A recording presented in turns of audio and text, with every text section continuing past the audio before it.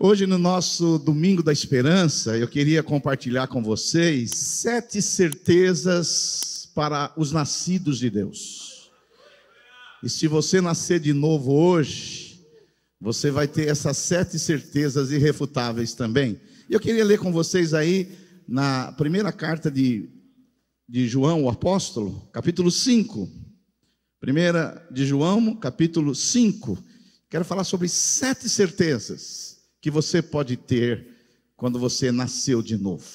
1 João capítulo 5, a partir do verso 1, se você não tem Bíblia, está aí na tela. O apóstolo João diz assim: todo aquele que crê que Jesus é Cristo, é o Cristo, ele é o quê? Nascido de Deus. Você nasceu de Deus? E todo aquele que ama o Pai, ama também ao que dele foi gerado. E quem foi dele gerado? Jesus. Assim sabemos que amamos os filhos de Deus, amando a Deus e obedecendo os seus mandamentos. Porque nisto consiste o amor a Deus, obedecer aos seus mandamentos. E os seus mandamentos não são pesados. Tem gente que fala, não, é muito difícil. Não, não é difícil não. Não é pesado, o jugo de Jesus é leve. Verso 4: o que é nascido de Deus, ele vence o mundo. Aleluia. E esta é a vitória que vence o mundo, a nossa fé. Quem é que vence o mundo? Somente aquele que crê que Jesus Cristo é o Filho de Deus. Vamos pular para o verso 11 agora. E este é o testemunho: Deus nos deu a vida eterna. Deus nos dará a vida eterna? O verbo está no futuro do presente. Deus vai te dar? Não. Deus já deu. E Paulo não errou o tempo verbal. A Bíblia diz que Deus já nos deu. Por isso que você pode ter certeza da salvação. Deus nos deu a vida eterna. E esta vida está onde? Em você praticar os mandamentos? Não. A vida está em seu Filho. Quem tem o Filho, você tem o Filho? Tem a vida. Quem não tem o Filho de Deus, não tem a vida. E João conclui dizendo assim: escrevi essas coisas a fim que vocês creem no nome do Filho de Deus, para que vocês saibam que tem a vida eterna. Não é para que vocês pensem que tem. Você tem que saber que você tem a vida eterna. Esta é a confiança que temos ao nos aproximarmos de Deus. Se pedirmos alguma coisa de acordo com a sua vontade, Ele nos ouve. E se sabemos que Ele nos ouve em tudo que lhe pedimos, sabemos que temos o que dele pedimos. Agora, aqui sai da relação vertical e vai para a relação horizontal. Se alguém vir seu irmão cometer pecado que não leva à morte, ore e Deus lhe dará vida. Refiro-me àqueles cujo pecado não leva à morte. Há pecado que leva à morte. Não estou dizendo para que se deve orar sobre este. Aí João diz assim, no versículo seguinte: toda injustiça é pecado, mas há pecado que não leva à morte. Ou seja, tem pecado que as consequências levam à morte, e tem pecado que as consequências não levam à morte. Verso 18: sabemos que todo aquele que é nascido de Deus não está no pecado. Quem é nascido de Deus não vive na prática do pecado. Aquele que nasceu de Deus, Deus o protege, e o maligno não o atinge. Glória seja dada ao nome do Senhor. Então hoje, nesse culto da esperança, nós vamos falar sobre 7 certezas que você, nascido de Deus, você pode ter. Quantos aqui têm certeza que nasceram de Deus e têm uma nova natureza? Aleluia. Você lembra quando você nasceu de novo? Lembra, Luizão, o dia que você nasceu de novo? Que ano que foi? 93, nasceu de novo. Você lembra o ano que você nasceu de novo? Você que está me ouvindo? 93, eu nasci de novo em 78, 1978. Você tinha 2 anos. Se você tinha 2 anos em 78, nós estamos em 2003. Nunca fui bom de matemática, aleluia. Mas o importante é que o Espírito Santo, meus irmãos, ele nos regenera. Ele nos faz uma nova criatura. A parte humana é arrepender e crer. Quando você se arrepende e crer, o Espírito Santo vem e te regenera. E você se torna uma nova criatura. As coisas velhas já passaram. E agora você vai viver em novidade de vida. Aleluia! Então, essas promessas, João, ele faz para aqueles que nasceram do novo. Porque tem um chavão em teologia que diz assim: quem nasce apenas uma vez, morre 2. Mas quem nasce 2 vezes, morre 1. E eu vou te explicar. Quem nasce só uma vez, nasce da carne. E ele morre 2. Ele morre fisicamente e morre espiritualmente. Mas quem nasce 2 vezes, ele nasce biologicamente, mas ele nasce espiritualmente, ele só morre na carne, porque agora ele tem a vida eterna. Por isso que é importante o novo nascimento, porque se você não nasce de novo, você só tem a natureza humana, pecaminosa, caída, longe de Deus. Mas Deus, pela sua graça, através do Espírito Santo, quando você se arrepende e crê, Ele vem e opera em você a regeneração, o novo nascimento. Isso é maravilhoso. É a maior experiência que o homem pode ter aqui na terra, é nascer de novo. A Bíblia diz que nós estávamos mortos em nossos delitos e pecados, mas Ele veio e nos deu vida. Ele nos deu vida. Nós estávamos mortos, perdidos, éramos filhos da ira, mas o Espírito Santo veio ali e nos deu vida. Por isso que Jesus disse lá em João capítulo 3, verso 3: em verdade te digo, que se alguém não nascer de novo, não pode ver o reino de Deus. Então, o requisito fundamental para que alguém vá para o reino de Deus é o novo nascimento. Ninguém vai entrar no céu se não nasceu de novo.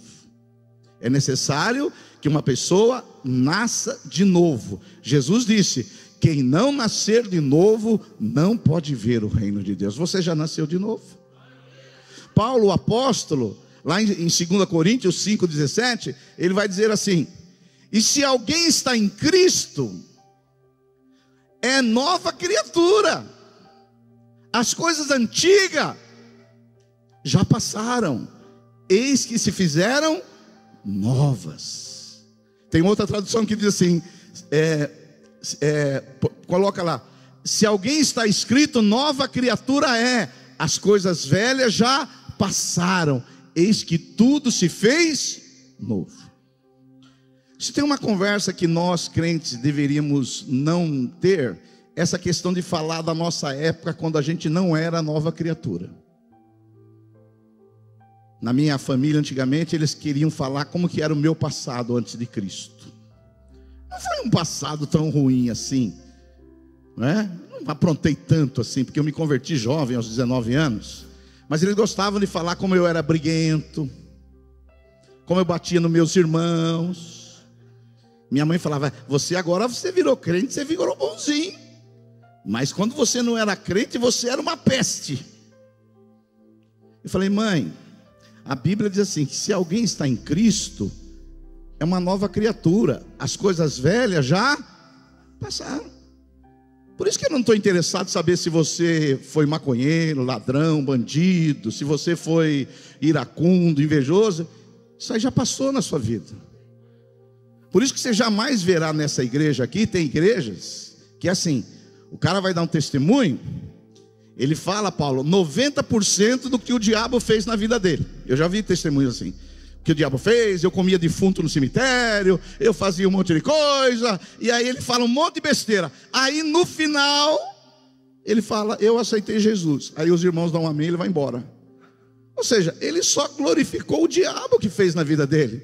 Nós temos que falar de Cristo, o que Cristo fez em nós, o que Cristo fez na nossa vida. Por isso que nós devemos esquecer das coisas que passaram e olhar para frente, para o alvo, para aquilo que Deus tem para nós, para o plano maravilhoso que Deus tem para fazer em nós, por nós, sobre nós, apesar de nós. Pedro, se Jesus usa a linguagem novo nascimento, Pedro fala nova criatura, Pedro usa uma outra linguagem para o renascimento. Olha lá, 1 de Pedro 1,3. Bendito Deus e Pai de nosso Senhor Jesus Cristo, que segundo a sua muita misericórdia nos regenerou.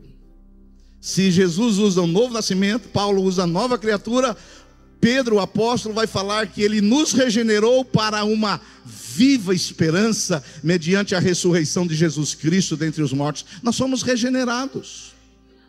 Aleluia! Então o Espírito, ele faz isso. E que se não fosse o Espírito Santo, nós seríamos velhas criaturas. Se não fosse o Espírito Santo, nós não nasceríamos de novo. Por isso que aquele grande pregador, que é conhecido como o príncipe dos pregadores, Charles Spurgeon, ele diz assim: é mais fácil um leão tornar-se vegetariano do que uma alma ser salva sem a obra do Espírito Santo. É mais fácil o leão se tornar vegetariano do que uma alma ser salva sem a obra do Espírito Santo. Se você nasceu de novo, é porque o Espírito Santo fez uma obra na sua vida. Aleluia! Glória a Deus. Agora, João, o apóstolo, ele vai dizer que essa pessoa nascida de novo, essa pessoa nova criatura, essa pessoa regenerada, ele tem que andar com 7 certezas, 7 convicções. Não pode vacilar nessas convicções. Essas convicções é para te dar segurança na vida cristã, é para que você viva uma vida cristã sólida, firmado em Cristo Jesus. Então vamos lá para as 7 certezas, senão o tempo vai passando. A primeira certeza que nós nascidos de novo temos é a certeza que amamos a Deus e aos irmãos. Olha só, 1 João 5. Todo aquele que crê que Jesus é o Cristo é nascido de Deus. E todo aquele que ama o Pai, ama também o que dele foi gerado. Então, a primeira verdade está aí, o verso 2 também diz isso, diz assim: assim sabemos que amamos os filhos de Deus, amando a Deus e obedecendo os seus mandamentos. Então a primeira certeza que nós podemos ter como filhos e filhas de Deus é a certeza que quando você nasceu de novo, você vai amar a Deus. Você vai amar a Deus de todo o seu coração, de toda a sua alma e com todas as suas forças. Você quer saber se você é nascido de Deus? Você ama a Deus. Se você ama a Deus, é porque você é nascido de Deus. Mas não é amar a Deus de qualquer forma, não. É amar a Deus de todo o coração. Todo o coração fala de eu colocar os sentimentos no meu amor a Deus. Porque tem crente, olha para cá, que ele diz que ama a Deus, mas ele ama a Deus só de razão, cognitivamente. Ele não ama a Deus com todo o coração. Por isso na hora do louvor ele canta assim, como que é a música do Jeová Jiré? Não. Eu já percebi hoje que alguns vieram com a camisa do São Paulo aqui hoje. E hoje eu sou São Paulo. Pastor, qual é o motivo que eu sou São Paulo? Eu tenho muito amigo no Rio. E se o Flamengo ganhar, o que eles vão mandar de meme para mim? Então eu preciso torcer para São Paulo. Hoje aqui é São Paulo. Esquece aquele timinho lá da parte de São Jorge. Não, hoje não. Hoje é São Paulo. Agora, a torcida de futebol, ela expressa muito o que é o amor a Deus. Você quer saber um lugar que tem paixão? É uma torcida no estádio de futebol. Você quer ver um lugar que não tem paixão? É na religião. Senhor, nosso Deus, nosso Pai, não tem paixão, não tem coração, não tem expressão. Um dia um pastor, fui pregar numa igreja de um pastor, sem paixão, não tem vibração, não tem alma, não tem sentimento. E ele falou para mim: pastor, eu gostaria tanto que a minha igreja fosse mais apaixonada. O que eu faço? Eu falei: vai assistir um jogo do Corinthians. Vai lá que você fica apaixonado.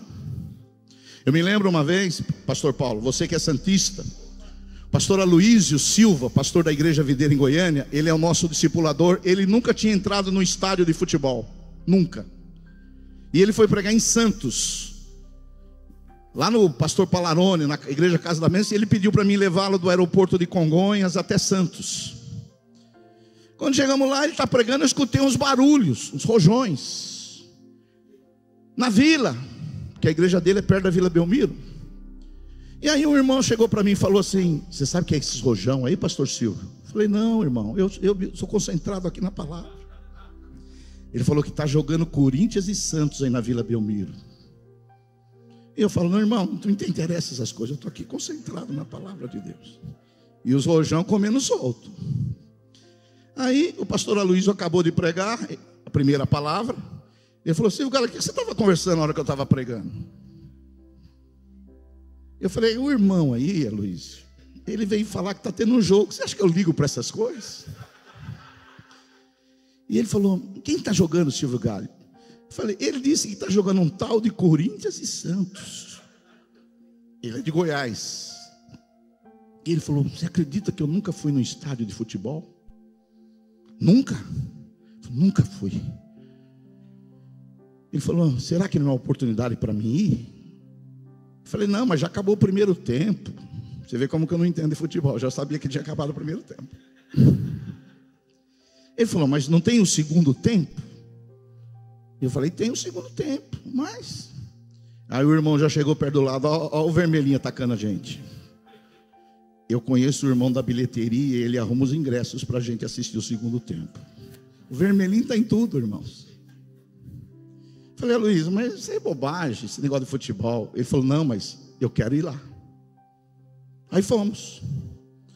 Quando chegamos lá no estádio da Vila Belmiro, Paulo, você que é santista, a torcida do Corinthians ficou atrás do gol e não parava de cantar 1 minuto.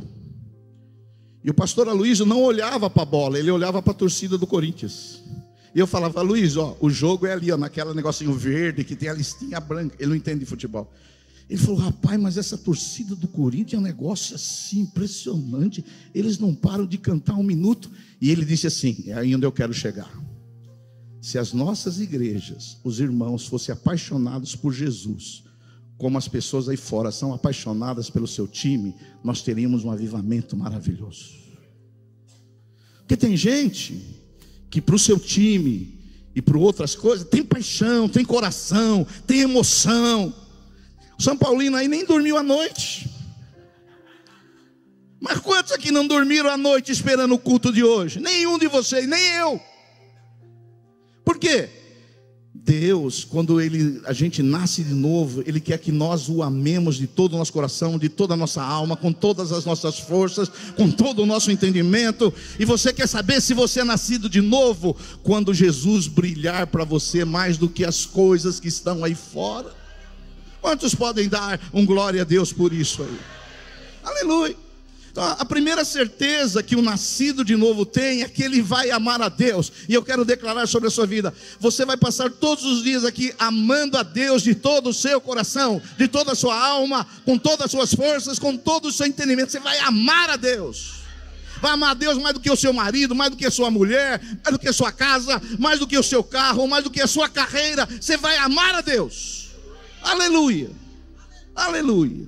Essa é uma certeza que o nascido de Deus tem. Você ama a Deus hoje e daqui a 50 anos você está falando: amo a Deus de todo o meu coração. A segunda certeza que nós podemos ter, quem é nascido de novo, é a certeza que Jesus Cristo é Deus e que não existe nenhum outro mediador. Quem é nascido de Deus, ele tem essa certeza. 1 João 5,11 diz assim: e este é o testemunho, Deus nos deu a vida. A palavra vida aqui não é a vida biológica, nem a vida psique, vida psicológica. A palavra vida aqui no grego é vida zoe. Zoe significa a vida que Deus vive. Não é uma vida apenas biológica, psicológica, é a vida espiritual. E João está dizendo assim: Deus nos deu a vida zoe, a vida eterna, a vida que Deus vive, Ele colocou em nós pelo Espírito. Deus nos deu a vida zoe, a vida eterna. E essa vida, sabe onde ela está? Aonde está, meus irmãos? No seu Filho. Essa vida está no seu Filho. Quem tem o Filho tem a vida zoe. Quem não tem o Filho não tem a vida. Eu estou falando isso porque quem é nascido de Deus, ele crê que não existe um outro mediador que não seja Jesus de Nazaré. Existem muitas religiões, mas que eles têm uma visão equivocada sobre quem é Jesus. Por exemplo, os fariseus da época de Jesus chamaram ele de embusteiro, enganador. Alguns dizem que Jesus foi um líder fanático. Os gnósticos na era cristã diziam que ele era apenas um fantasma, uma aparência. Os testemunhas de Jeová dizem que ele não é coigual a Deus, que ele é inferior a Deus. Os espíritas dizem que ele foi apenas um grande mestre. Os muçulmanos dizem que ele é apenas um grande profeta. Mas a Bíblia Sagrada diz que ele é Deus, coigual a Deus, em essência Deus, e é nele que está a vida. Sem ele não existe vida. Sem ele existe o quê? Religião, doutrina, rituais, liturgia. Mas quem tem o Filho não tem religião. Quem tem o Filho tem zoe, a vida que Deus vive. Ele recebe a vida. Quem é nascido de Deus, ele não tem intermediários. Quem é nascido de Deus, ele entende que Jesus Cristo é o único mediador. Por isso que Paulo vai lá dizer em 1 Timóteo 2,5: pois há um só Deus e um só mediador entre Deus e os homens, Jesus Cristo. Desculpe se eu atrapalhei aí outros que você coloca como intermediário, mas não existe outro intermediário. O único que dá acesso a Deus é Jesus de Nazaré. Ele disse: eu sou o caminho, a verdade e a vida. Ninguém vem ao Pai senão por mim. Não existe outro, é só Jesus. E com Jesus você tem livre acesso ao Pai. Quando você diz o nome de Jesus, os céus se abrem e Ele ouve a sua oração. Atos 2,42, Lucas, que escreveu o livro de Atos, ele vai dizer assim: não há salvação em nenhum outro nome. Não há salvação. Só existe salvação num nome. Não há salvação em nenhum outro nome. Debaixo do céu não há nenhum outro nome dado aos homens pelo qual devemos ser salvos. Qual é o nome? Qual é o nome? Qual é o nome aqui? Jesus. Esse é o nome. Acabou. Ah, pastor, você está atrapalhando lá meu santinho. Felizmente. A Bíblia Sagrada diz que só tem um nome. Agora, se a primeira certeza que nós temos é a certeza que nós vamos amar a Deus, a segunda certeza que uma pessoa nascida de novo tem é que só existe um mediador, e o mediador é Jesus Cristo. Vocês estão comigo ainda aí? Digam glória a Deus. Terceira certeza que um nascido de novo tem: a certeza de ter recebido a vida eterna como um presente de Deus. Olha só, 1 João 5,13. Escrevi essas coisas, diz o apóstolo, aos que creem no nome do Filho de Deus, para que saibais que tem a vida eterna. Deixa eu falar para você, a vida eterna não é algo que você vai saber no dia do juízo final. A vida eterna é algo que você tem que saber se tem hoje. Por isso que nós pregamos a certeza da salvação. Tem gente que tem dúvida no tocante à salvação. Tem gente que um dia acha que ela está salva, mas no outro dia ela briguei com a minha mulher, xinguei meu chefe, discuti no trânsito. Será que eu estou salvo mesmo? Viver assim deve ser uma tortura, né? Porque você vai viver até o último dia da sua vida nessa agonia, nessa angústia, né? Será que eu sou salvo hoje? E João, ele diz assim: filhos, você que é nascido de Deus, você tem que ter certeza que você tem a vida eterna. Deus não quer que você viva nessa paranoia, um dia salvo, outro dia não. Um dia o nome está no livro da vida, outro dia não. Um dia você é justificado, outro dia não. O apóstolo João diz que nós temos que ter certeza. Você tem certeza que você é salvo? Dá um glória a Deus aí. Você tem que ter essa certeza. Essa certeza. E é bom saber isso, porque a minha salvação não está baseada no que eu faço. A minha salvação, porque se for baseado no que eu faço, eu vou perder a salvação, porque eu vou errar. Mas a minha salvação está baseada naquilo que Ele fez.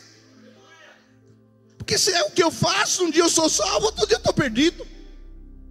Sim ou não? Hoje eu estou salvo. Oh, legal, estou salvo. Hoje eu estou perdido. Não, a sua salvação não é baseada no seu comportamento, irmão. Pastor, o comportamento não é importante? É, mas o comportamento não é para você ser salvo. O comportamento é uma consequência de quem já foi salvo. Por isso que Paulo vai dizer assim, que pela graça vocês são salvos mediante a fé. Isso não vem de vocês, é dom de Deus, é um dom de Deus, não de obras, para que ninguém se glorie.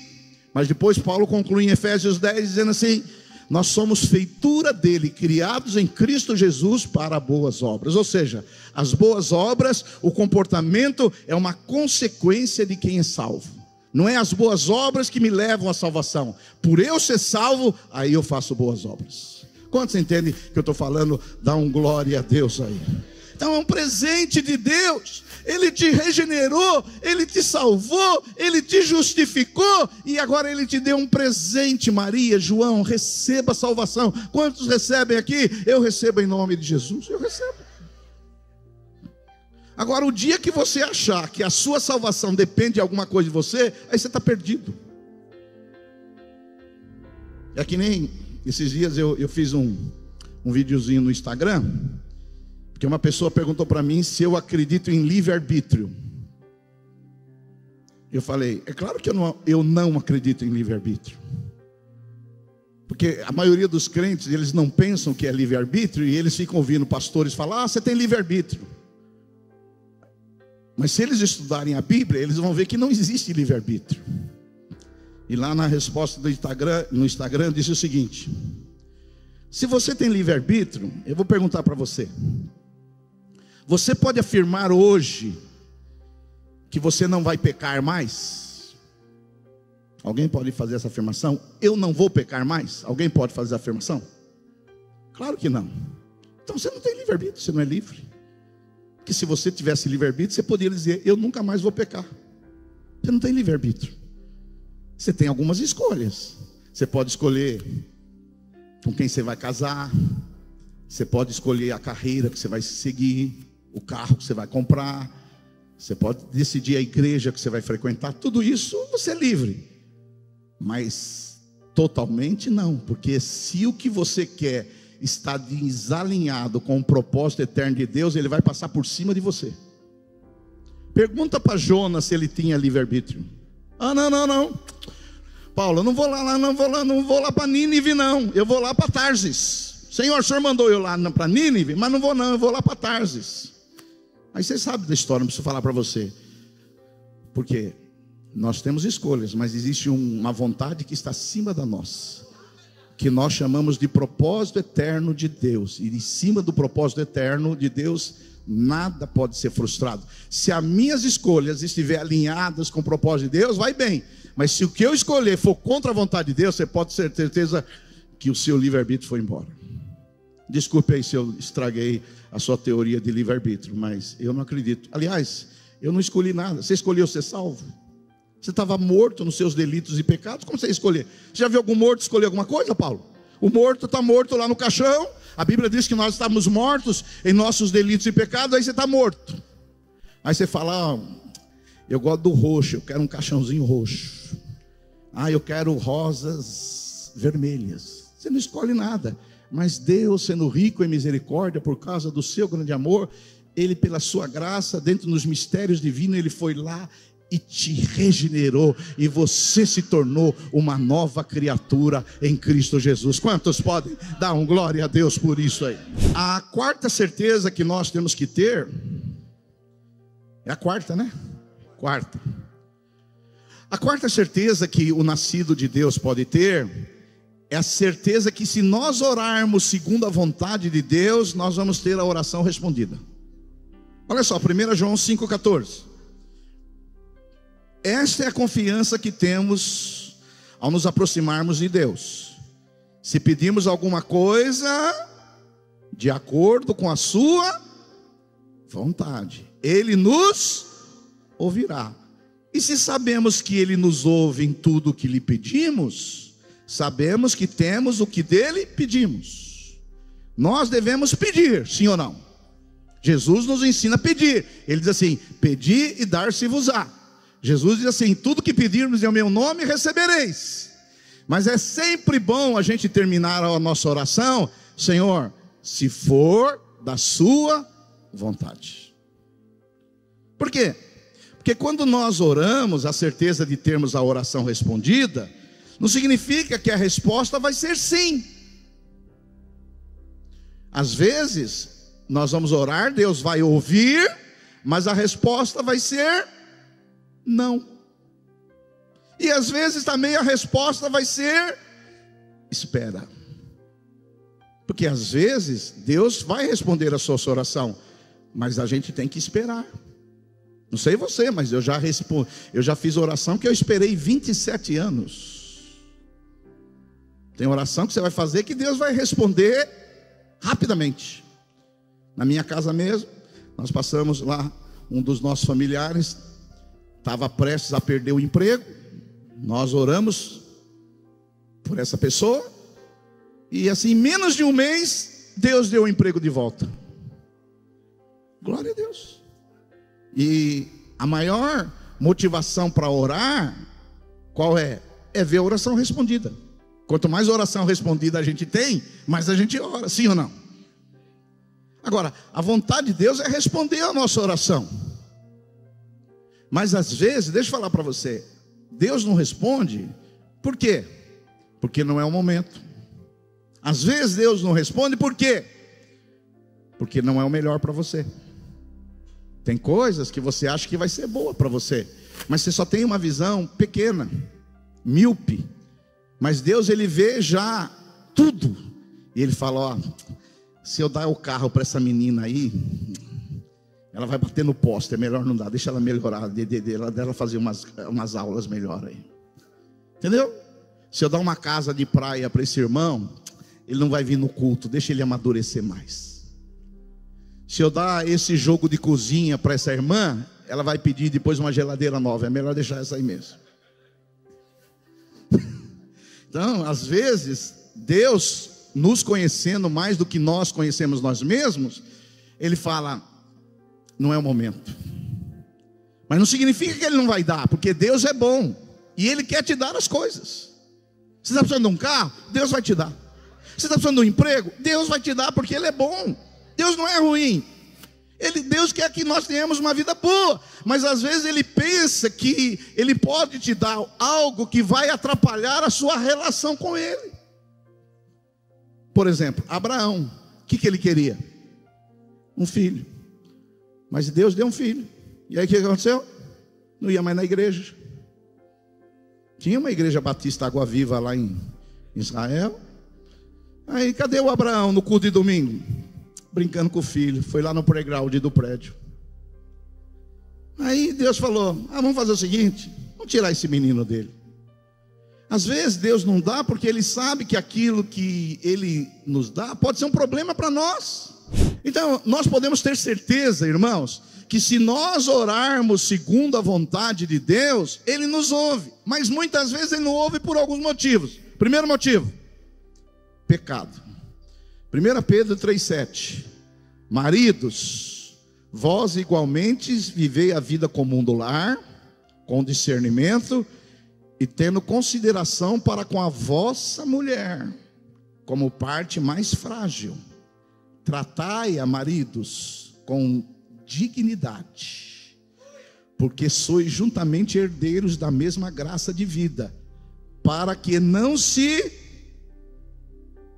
interrompam as vossas orações. Ou seja, se eu não tratar minha mulher bem, com dignidade, com afeto, com carinho, minhas orações já eram. Então tem motivos porque que às vezes Deus não responde a oração. Mas o certo é que se nós estivermos vivendo uma vida santa, uma vida agradável a Deus, e se aquilo que nós pedimos está alinhado com o propósito de Deus, Ele vai te ouvir. Quer ver uma oração que Deus vai te ouvir?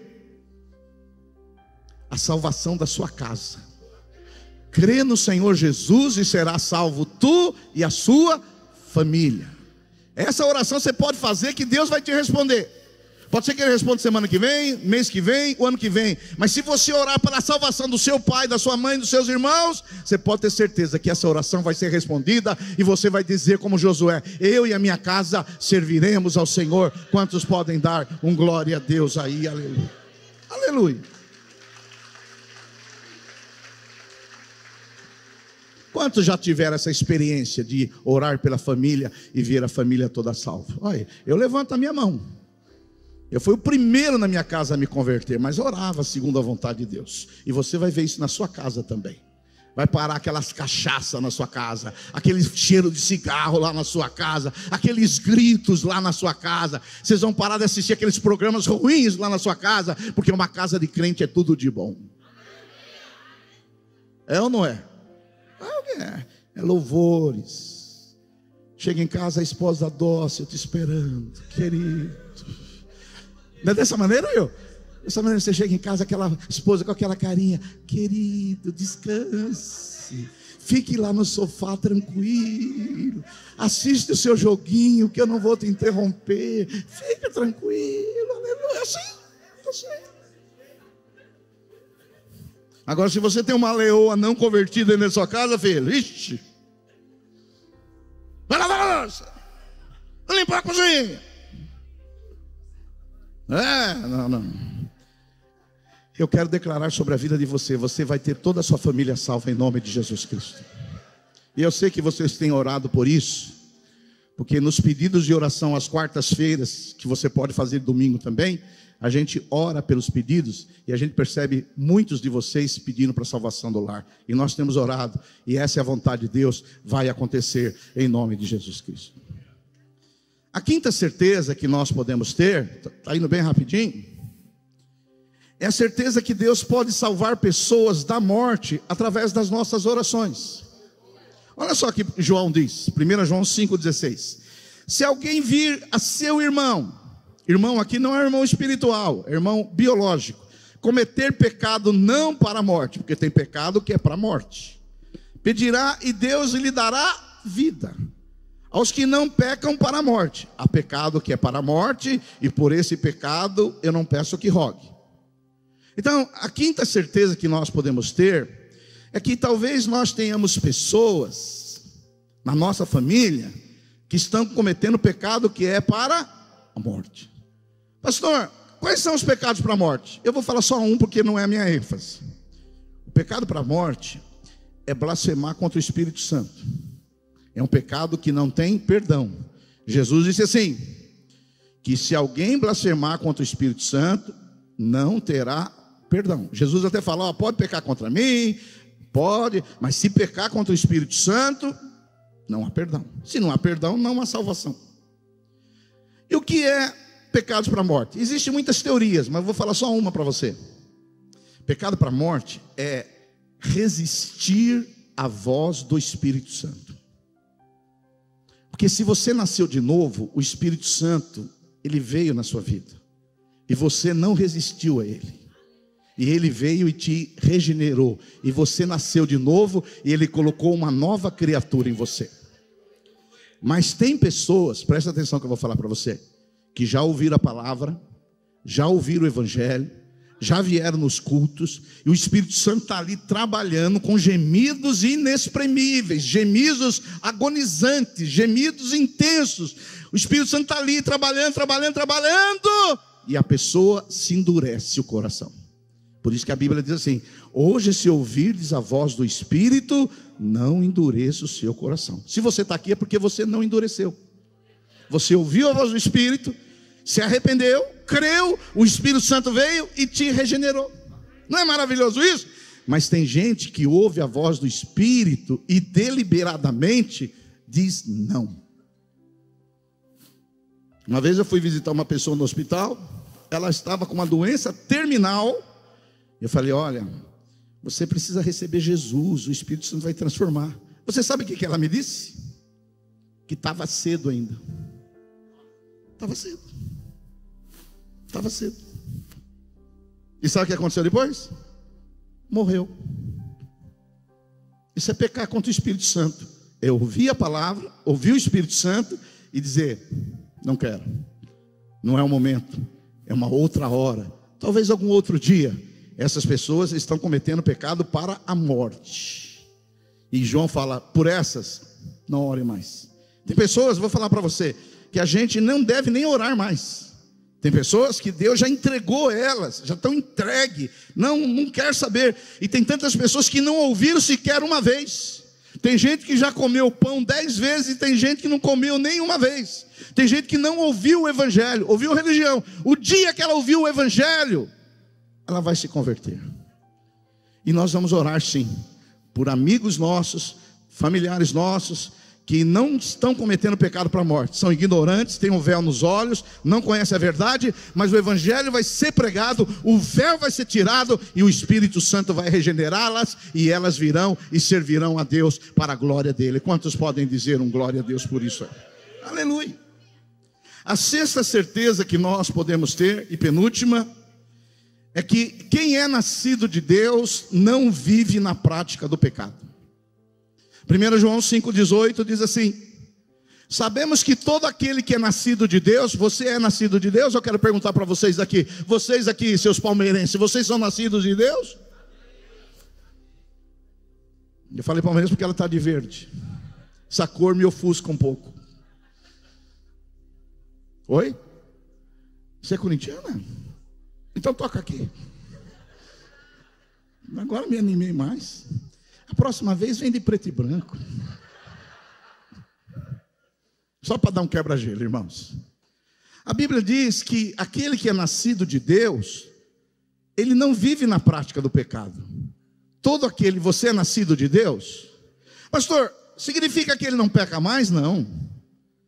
A Bíblia diz que se nós dissermos que nós não pecamos mais, nós fazemos Deus de mentiroso, nós pecamos. Sim ou não? Nós temos a natureza caída dentro de nós.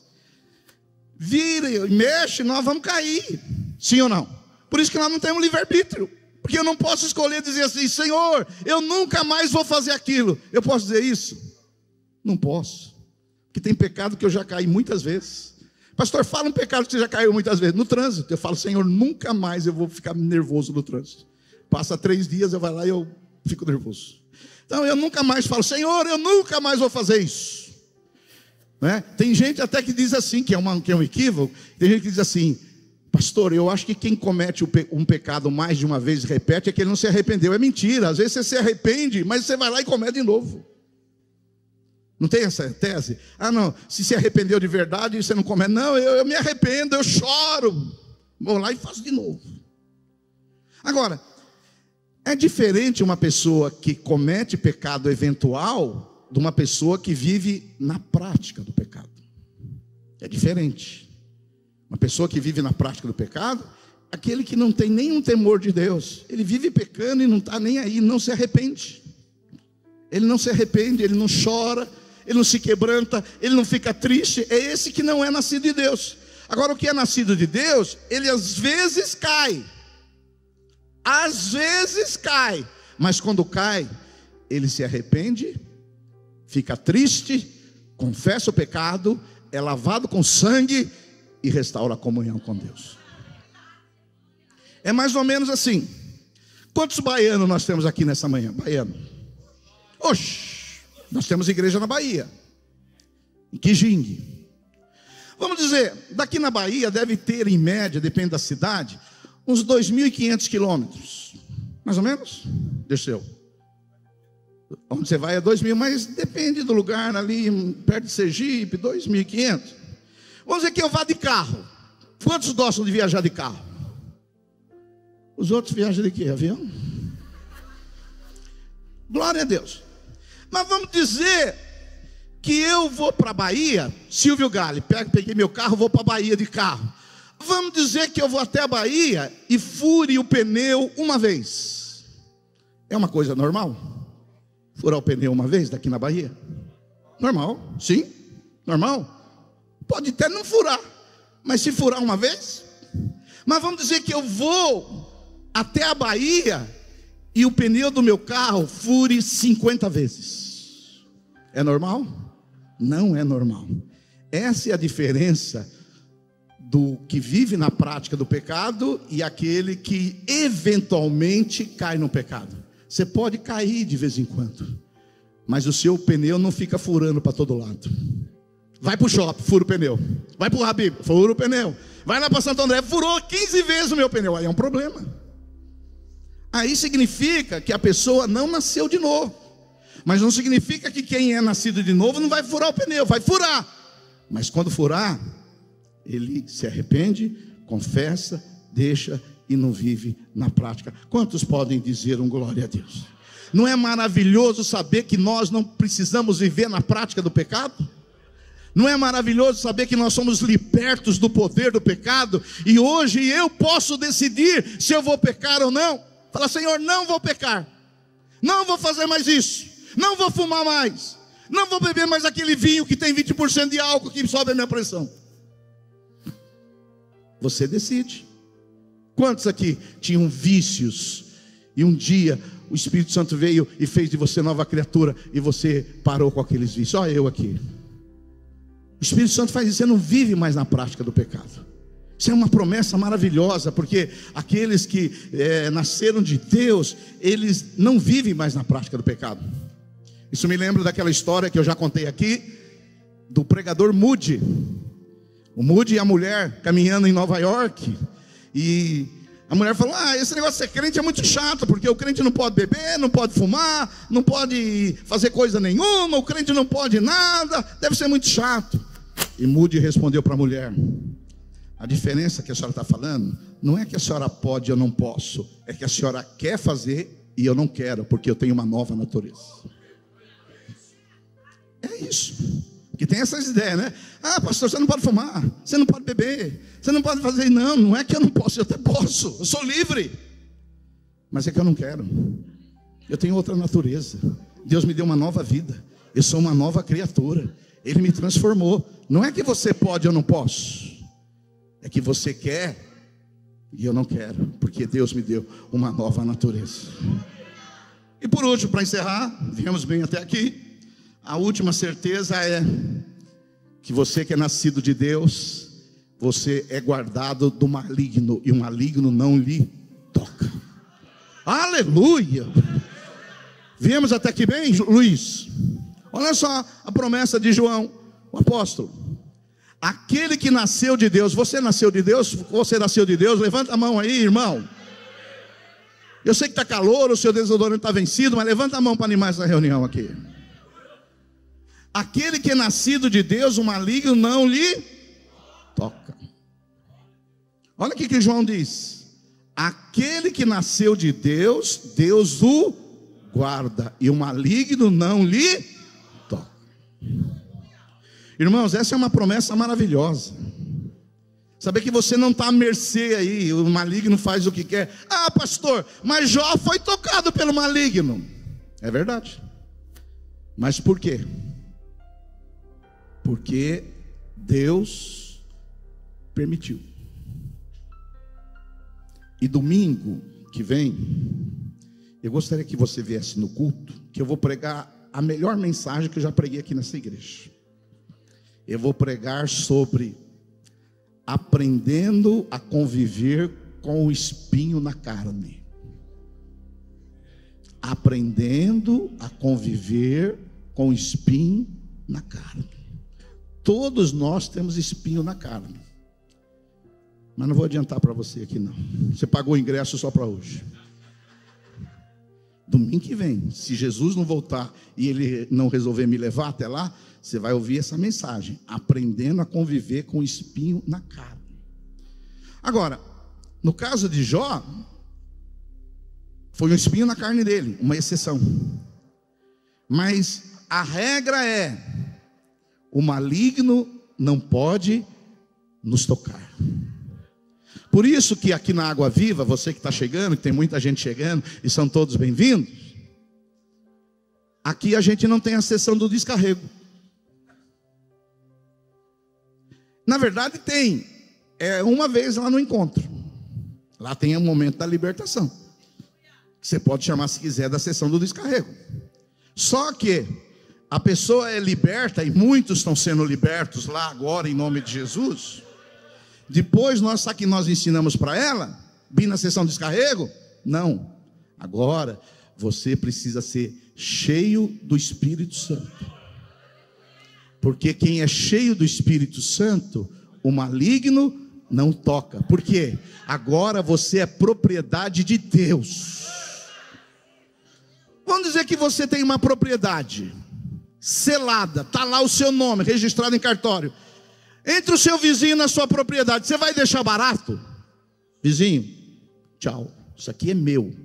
Agora você acha que o Senhor te regenerou, fez de você nascer de novo, selou você com o Espírito da promessa, você pertence a Ele, e agora Ele vai deixar o maligno vir na sua vida e fazer o que você quiser, fazer o que quiser com você? Claro que não. Pastor, mas isso é óbvio. Não é tão óbvio assim não, que tem igrejas que acreditam que o crente fica possesso. Eu já fui em igreja que o pastor ficou possesso. Já pensou em eu possesso aqui? Qual é o seu nome? Qual é o seu nome? Silvio Galli. Tem igrejas que acreditam nisso. Aqui não. Quem é nascido de Deus, o maligno não toca. Ah, pastor, então agora eu vou nesses terreiros aí chutar aí as galinhas pretas, pegar aquela garrafa. Não, você não mexe com isso. Você não entra em guerras que não são suas. Você já tem as suas próprias guerras. Não fica procurando guerra para você, não. Mas o fato, há uma promessa de Deus. A Bíblia diz que o maligno, eu não vou ler com você por uma questão de tempo. A Bíblia diz que o leão, que é Satanás, ele está ao nosso derredor. A Bíblia diz que o leão, o diabo, ele está ao nosso derredor.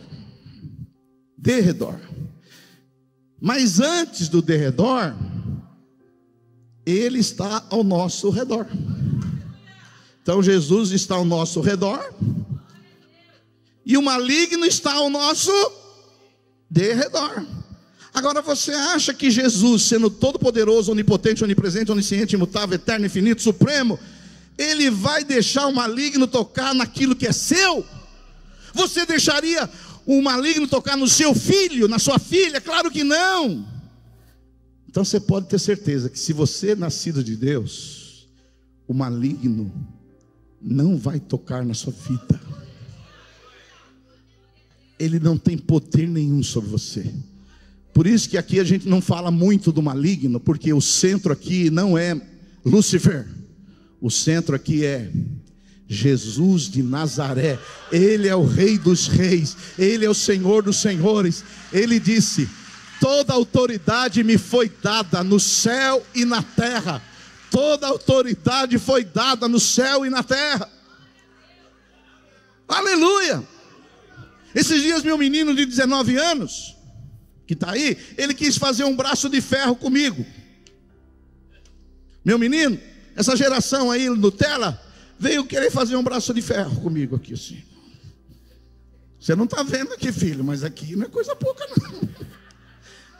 E ele veio fazer. Sabe o que aconteceu com ele? Will. Perdeu para um velho de 64 anos. Agora tem igrejas que acham que Jesus está com um braço de ferro com o diabo. Uma hora Jesus está assim, ó, mas depois o diabo fica nervoso e aí... Tem igrejas que pregam isso. Nós não pregamos isso. Nós servimos aquele que tem toda a autoridade no céu e na terra. Toda a autoridade. Se Jesus só fizer assim, ó, acabou. Tem igrejas que pregam também que haverá uma grande batalha. Jesus vem com um cavalo branco e o inimigo está aqui e vai ser uma grande batalha. Eu não acredito nessas bobagens não. Jesus, com o sopro da boca dele, ele vai destruir a besta, o falso profeta, o anticristo, assim, ó. Acabou. Eu sei que você quer uma guerra lá no Armagedon, 7 anos, Jesus acerta, o diabo acerta. Filho, muita ficção e pouca Bíblia. Muita ficção e pouca Bíblia. Jesus, você acha que ele vai ficar lá guerreando com o diabo? Tá bom, primeiro round, Jesus ganhou. Segundo round, Jesus levou uma na cara do diabo. Terceiro round, Jesus ganhou. Isso aí é o filme Rock 1, 2, 3 e 4. Isso aí não é guerra espiritual. Jesus é assim, ó. Jesus, quando ele vier com a sua glória, com seus anjos, ele vai fazer assim no diabo, ó. Eu sei que você quer 7 anos de guerra, mas não, desculpe quebrar sua teologia. Tem 7 anos de guerra, filho, é só assim, ó. Acabou tudo. Novo céu e nova terra. Estaremos com ele para sempre. Fica de pé no seu lugar aí, em nome de Jesus.